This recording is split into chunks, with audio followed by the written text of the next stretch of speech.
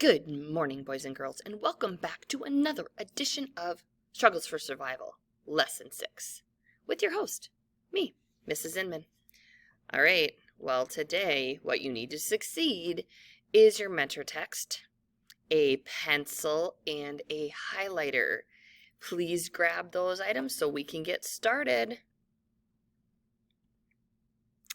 All right, so our learning goals today are: I can make connections to personal experiences, ideas in other texts, and society to build knowledge about a topic.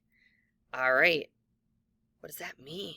It means the things you've been through, the things you've seen in other texts you've read, and what's out there in the world.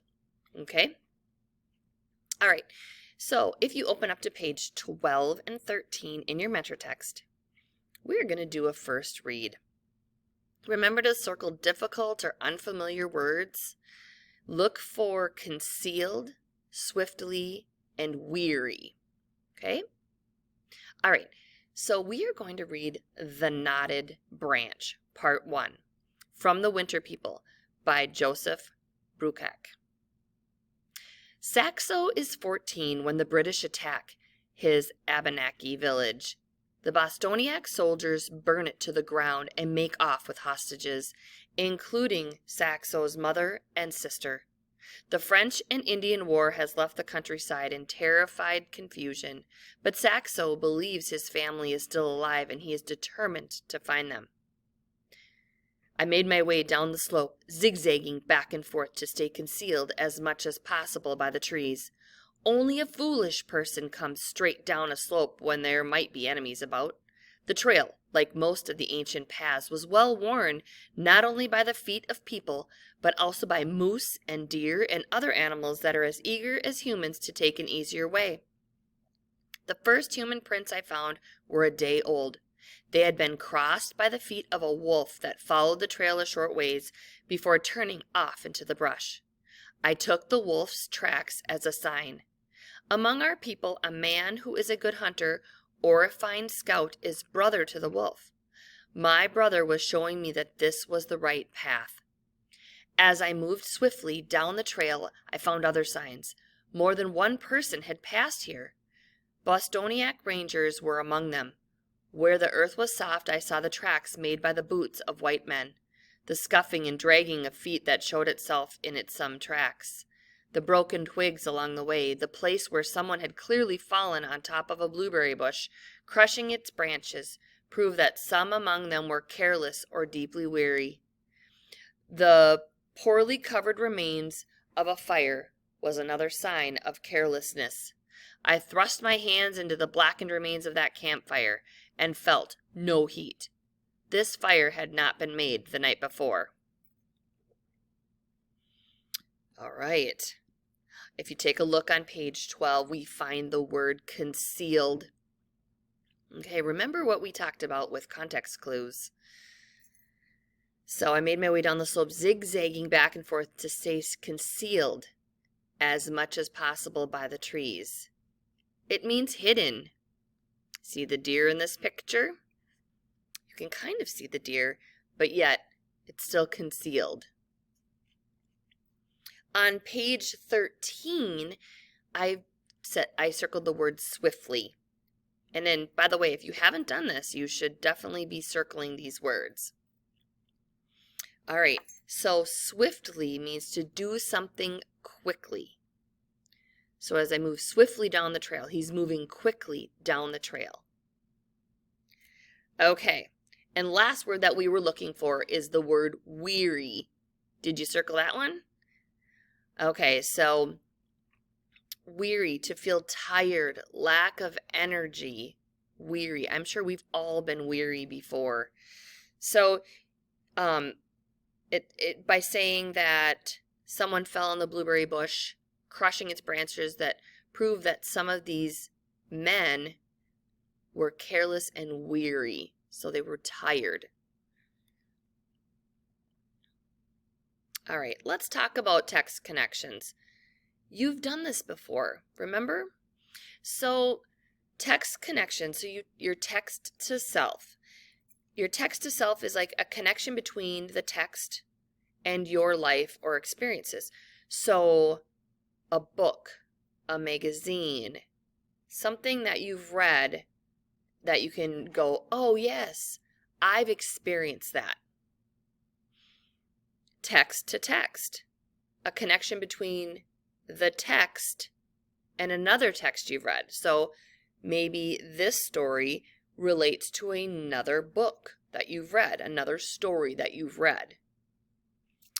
And text to the world, of course, is a connection between the text, the story, a book, and events going on in the world. Okay? Let's give this a try. Take a look. The knotted branch. You see, the French and Indian War has left the countryside in terrified confusion. So right there, we know that this text relates to the world. Okay, the French and Indian War is a part of our American history. So right there, that piece is text to the world. It says, but Saxo believes his family is still alive and he is determined to find them. So you've got text to self. So you're seeing the time that he got, like maybe the time I got separated from my family and was so scared. I've had that happen. Okay? I don't know about you, but when I was little, I took an escalator up to the top. I just rode it up to the top and rode it back down. And when I got to the bottom, I didn't know where my parents were. I was like little. And back then, I mean, it was a little bit safer to do that. I wouldn't do that now. But I was scared. So this is also showing that, hey, that relates to me as well, because I got separated from my family. Can you relate to that? Okay. The trail, like most of the ancient paths, was well worn, not only by the feet of people, but by moose and deer and other animals that are as eager as humans to take an easier way. So now, again, this is text to self as well. This truly reminds me of the hiking trails I have been on, animal tracks that I've found or I've seen. When I was in Yellowstone, that's a great place, even up north in Minnesota.